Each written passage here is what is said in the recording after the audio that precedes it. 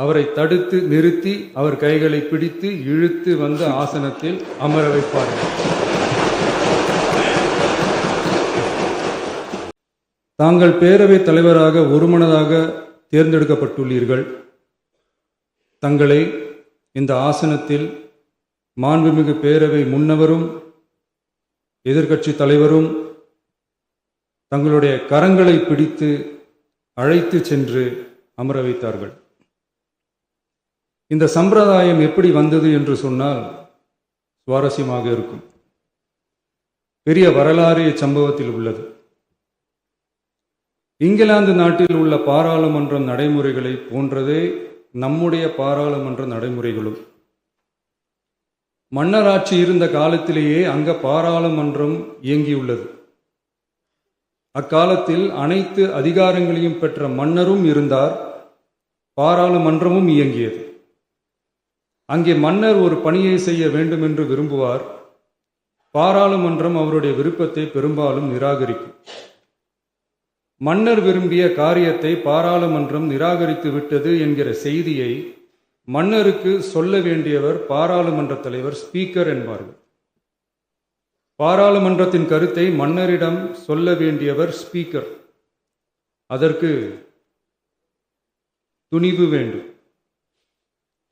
சில பணிகளை செய்வதற்குத்தான் பாராளுமன்றத்தின் அனுமதி வேண்டுமே தவிர அந்த ராஜ்யத்தில் உள்ள எந்த பிரஜைக்கும் மரண தண்டனை விதிக்கும் அதிகாரம் மன்னருக்கு உண்டு. தான் விரும்பியதை பாராளுமன்றம் நிராகரித்து விட்டது என்று சொல்லும் ஸ்பீக்கருக்கு மரண தண்டனை விதிக்கும்படி ஆணையிடுவார். தலையை வெட்டி விடுங்கள் என்று ஆணையிடுவார்கள். இது பலமுறை நடந்ததால் யாருமே இந்த ஸ்பீக்கர் பதவிக்கு வர விரும்ப மாட்டார்கள்.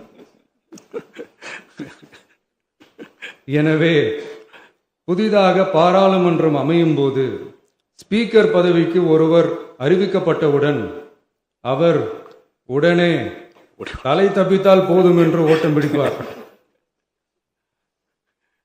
அணை முன்னவரும் எதிர்க்கட்சி தலைவரும் அவரை தடுத்து நிறுத்தி அவர் கைகளை பிடித்து இழுத்து வந்து ஆசனத்தில் அமர வைப்பார்கள். இதுதான் அந்த காலத்தில் இருந்து வந்த மரபு. ஜனநாயக முறை ஏற்பட்ட பிறகும் இம்மரபு தொடர்கிறது. நிச்சயமாக தமிழக வெற்றி கழக உறுப்பினர்கள் அனைவருமே உங்களுக்கு உதவிகரமாகவே இருப்பார்கள் என்கிற வாக்குறுதியை இந்நேரத்தில் அளிக்க விரும்புகிறேன்.